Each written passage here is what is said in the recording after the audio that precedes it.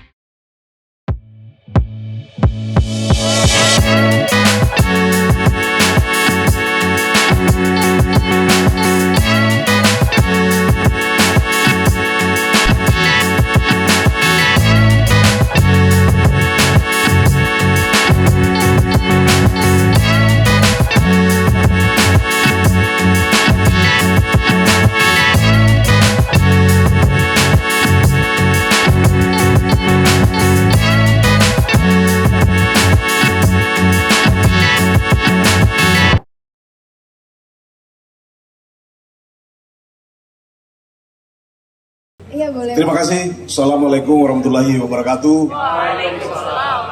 Adik-adik mahasiswa yang saya cintai dan saya banggakan.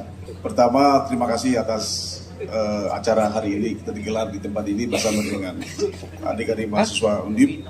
Dan alhamdulillah pada hari ini apa yang menjadi kerisauan para pengamat politik maupun adik-adik mahasiswa juga mungkin dan para intelektual politik dan demokrasi, bahwa selama hampir setahun kita menikmati perdebatan 3 periode atau pemilu ditunda. Itu dulu benar-benar menjadi hal-hal yang menakutkan, bahwa demokrasi kita akan dihancurkan ketika ada gagasan 2 pendekatan pemilu ditunda atau perpanjangan 3 periode. Ini hampir terjadi. Untung ada Bung Rocky yang tiap hari keliling kampus menyampaikan bahwa ini salah secara demokrasi. Dan pada hari ini terjawab sudah bahwa ternyata perpanjangan 3 periode gagal, penundaan pemilu gagal.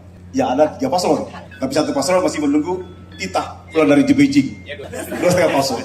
Jadi luar biasa pertarungan perjalanan demokrasi kita 2024 ini benar-benar sangat memprihatinkan. Untung bayangkan selama setahun ini mahasiswa itu tidak pernah mempersoalkan, memberikan warning bahwa mahasiswa menolak 3 periode dan menolak perpanjangan pada penundaan pemilu. Ini mahasiswa kemana pada saat itu? Kemana dulu?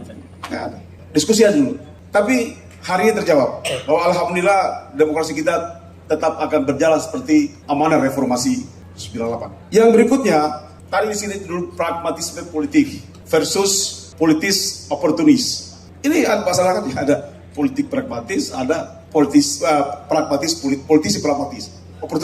politisi oportunis. Ada tiga kategori karakter politisi atau karakter insan politik di Indonesia ini. Ada 3 hal yang menghancurkan kekuasaan itu ada 3 hal, dan kekuasaan ini tidak bermanfaat bagi rakyat karena dihancurkan 3 faktor. Yang pertama adalah parasit kekuasaan. Parasit kekuasaan itu adalah buzzer itu sekarang ini. Itu parasit kekuasaan. Termasuk orang-orang yang mengusulkan penundaan pemilu, mengusulkan 3 periode, itulah parasit kekuasaan. Orang-orang ini hanya bisa hidup jika dia tempel pada kekuasaan. Yang kedua adalah para politisi. Para politisi, you bisa bayangkan undang-undang Omnibus Law itu tebal sekali. Isinya itu tidak ada pun keberpihakan kepada UKM dan koperasi. Semuanya berorientasi pada investasi, dan industri kapital intensif, bukan labor intensif. Kalau kita melihat, kita punya industri-industri tekstil di Jawa Barat, semua pada gulung tikar. Karena industri-industri tekstil itu adalah labor intensif. Mati semua gulung tikar. Kita kalah bersaing dengan Cina karena mereka adalah harga tekstil sangat murah. Yang berikutnya, apa disebut namanya adalah partisan kekuasaan. Jadi ada parasit kekuasaan, partisan kekuasaan, dan para politisi. Ini yang menghancurkan negara kita. Ini yang menghancurkan kekuasaan. Sebaik apapun presiden yang kita pilih, jika di sekitar dia ada 3 kategori, 3 manusia-manusia ini, pasti hancur kekuasaan tersebut. Sekarang, apa yang kita nikmati hari ini, inilah para penguasa, para pemimpin kita adalah merangkap menjadi seller atau salesman. Oleh karena itu ke depannya, tidak boleh memilih pemimpin atau presiden, dia merangkap sebagai salesman dan marketing. Ini sekarang terjadi. Anda bisa menyaksikan Rempang, itu adalah salesman, hasil daripada persekongkolan antara kekuasaan dan marketing. Itu terjadi. Nah, oleh karena itu 2024 besok Anda harus bisa benar-benar bisa mengambil keputusan yang mana presiden itu benar-benar berorientasi mewakafkan kekuasaannya untuk kepentingan masyarakat, bukan mewakafkan kekuasaannya untuk oligarki dan kapitalisme. Ini sekarang terjadi berbahaya sekali. Oleh karena itu saya ingin memberikan gambaran tadi tentang pragmatisme dan oportunis. Saya dua periode di DPR. Saya 2 periode DPR, menjadi anggota DPR itu tahun 99 sampai dengan 2009. Berapa biaya yang kami keluarkan untuk menjadi anggota DPR? Minimal 10 miliar. Anda bisa bayangkan. 10 miliar untuk jadi anggota DPR. Mungkin sekarang bisa lebih. Jadi kalau mahasiswa ini lulus kuliah menjadi anggota DPR, Anda berat sekali dari mana 10 miliar bisa dapat. Padahal untuk menjadi anggota partai gampang sekali. Tinggal Anda mendaftar di DPC, di DPD atau DPW, mendaftar minta KTA, selesai. Ketika Anda dicalonkan, Anda harus menyiapkan kapital minimal 10 sampai 12 miliar. Itu pun betul jadi gitu. Jadi berat sekali menjadi politisi di negara ini. Kalau kita bandingkan dengan anggota DPR di luar negeri atau di negara-negara industri besar, negara-negara yang modern, orang menjadi anggota DPR itu dalam rangka untuk aktualisasi diri. Untuk aktualisasi diri, mereka sudah selesai dengan basic need-nya, mereka sudah selesai dengan safety need-nya, mereka sudah mandiri. Kalau di Indonesia ini jadi anggota DPR, itu adalah dalam rangka untuk mencari pekerjaan, bukan untuk pengabdian. Ini terjadi. 90% anggota DPR sekarang itu adalah pengangguran pensiunan. Dua ini isinya. Paling cuma sekitar 2% yang menjadi pengusaha yang sukses. Tapi tidak bisa. Kita kalah dengan ketua partai. Jadi sesungguhnya adalah yang pragmatis itu, oportunis itu adalah kebanyakan daripada ketua-ketua umum partai politik. Dia sebagai pemegang kekuasaan partai politik. Sehingga anggota DPR, anggota partai politik tidak berdaya bila keputusan telah ditetapkan oleh ketua partai politik. Tidak berdaya. Oleh karena itu, pilihlah ketua partai politik atau partai politik yang ketua umumnya itu tidak pragmatisme. Tapi kan saat ini kan agak susah. Mungkin kalau Rocky Gerung yang menjadi ketua partai politik, mungkin kita ambil sana. Yang berikutnya, yang sangat mengerikan. Saya ingin menyampaikan beberapa poin. Anggaran pendidikan kita 2024 ini 666 triliun. 660 triliun. 2024, sementara 2003 itu 612 triliun. 2024, 660 triliun. Menjadi pertanyaan sama saya, apakah 660 triliun ini mampu menghasilkan mahasiswa sarjana yang bisa menjawab, melepaskan dirinya dari beban negara? Kan sekarang dipelihara negara ini. Ini mahasiswa ini adalah menjadi beban negara ini. Kuliah, gedung dibangun adalah masih menjadi beban negara.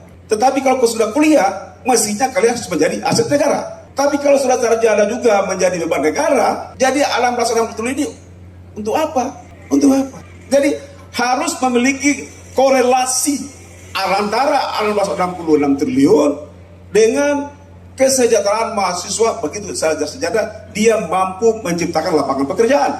Jangan memburu pekerjaan, tapi sarjana harus mampu menciptakan lapangan pekerjaan, harus mampu meng-create lapangan pekerjaan. Yang salah siapa? Pemerintah tidak mempercayai sarjana yang baru lulus dari kampus menjadi pengusaha. Tidak percaya, ini persoalannya. kelemahan yang paling fatal pemerintah ini tidak mempercayai sarjana fresh education yang baru lulus dari kampus untuk menjadi pengusaha. Ini kelemahan yang paling fatal.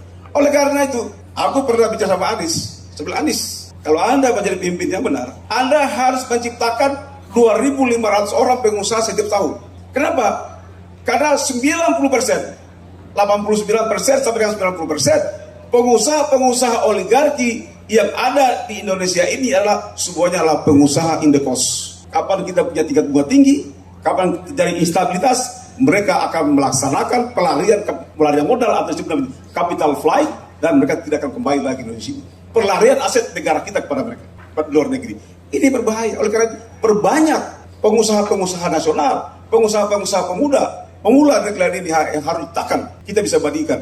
Saat ini Cina ada 17.000 mahasiswa ada di Amerika sana sekolah, dan mereka pulang ke negaranya. Indonesia berapa? 700 orang yang kuliah di luar negeri dan tidak kembali ke negaranya. Kenapa? Karena tidak ada lapangan pekerjaan bagi mereka. Dulu Habibie dia kirim sarjana-sarjana di bidang aerodinamika, di bidang mekanikal, di bidang elektrikal, di bidang komunikasi sistem, IT, 2.500 orang dikirim keluar dari sekolah. Hari ini satu pun tidak pulang ke Indonesia karena mereka tidak punya lapangan pekerjaan untuk mendedikasikan ilmu mereka. Ya terjadi. Yang berikutnya adalah ada namanya di dalam APBN kita 2024 itu disebut namanya perlindungan sosial. Pasti di sini ada menerima KIP kan? Ada menerima KIP. Jangan malu-malu, KIP ada kan? Ada. 600.000 nggak salah. 600.000 ya. 1 juta. Sekarang 1 juta. Lumayan. 1 juta. 1 juta Anda menerima KIP. Itu beban negara atau kos bagi negara? Anda punya orang tua, petani misalnya. Petani mendapatkan subsidi pupuk dari negara. Atau mungkin nelayan mendapatkan subsidi solar dari negara. Nangkap ikan, panen padi. Apa yang terjadi? Ini tidak mensejahterakan, memiskinkan. Di dalam 2024 ini, anggaran perlindungan sosial 492 triliun. Saya jelaskan. Supaya Anda paham. Paham bagaimana bobroknya pengelolaan keuangan negara kita. 494 triliun. Uang ini menjadi aset atau menjadi sampah. Tahu nggak ini apa itu? Apa itu yang disebut dengan namanya perlindungan sosial? Apa saja? 1 KIP. Yang kedua, pembagian beras atau sembako 5 kg, 10 kg, BLT 300.000, 400.000 sekarang. Ditambah lagi gas 3 kg, rice cooker. Sekarang rice cooker lagi. Bayangkan, kita disuruh bayar rice cooker sementara kita disuruh pakai elektrikal. Baterai, lucu ini negara kita ini. Ini 494 triliun. Apakah ini menjadi aset atau menjadi sampah? Ini jadi sampah. Tidak dikonversi, tidak dikapitalisasi menjadi aset. Sampah buat kencing, beli beras. Beras pun yang dibeli itu bukan bersih petani, beras impor. Jadi terjadi pencurian uang APBN kita dari pajak kita melalui saluran resmi APBN, tapi yang menikmati para pedagang besar, para pedagang beras, para pedagang minyak goreng, para pedagang gas. Siapa mereka itu? Oligarki. Jadi terjadi penguasaan 490 triliun APBN resmi, tapi dinikmati oleh segelintir orang. Anda bisa bayangkan kalau 494 triliun ini diberikan modal tanpa bunga kepada mahasiswa yang akan lulus sarjana, Anda pasti hebat. Anda menjadi pengusaha tidak? Menjadi pengusaha. Tapi karena modal kan? Kalau Anda kasih modal 50 miliar, bisa jadi pengusaha kan? Bisa jadi kesempatan tidak pernah diberikan kepada Anda mahasiswa. Oleh karena itu, jangan salah pilih 2024. Masa depan Anda ada di Anies Rashid Baswedan. Terima kasih.